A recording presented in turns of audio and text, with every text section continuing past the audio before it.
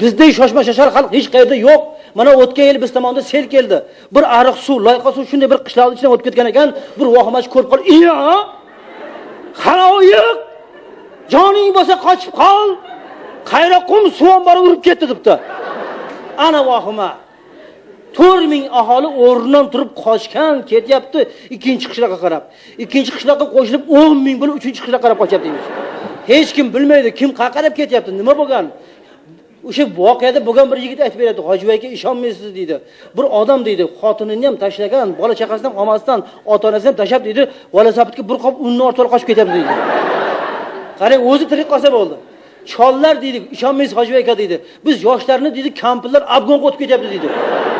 Yugurib Afg'on minga qo'yib ketyapti deydi. Bu yo'lda bir traktor turgan ekan. Traktorning prinsiplarida setkali paxta ortadigan setkali prinsiplardan ekan, o'shanga deydi, yugurib chiqib ketyapti u chollar. Hech qayni ushlamasdan kampirlar chiqib ketyapti. Yoshlarni tepib tushirib oladi, "Tush juvonmaylar. Sanlar suzishni bilasanlar, tush. Biz qarilar minib olaylik, sanlarga barabar tush. Qo'lingni ol."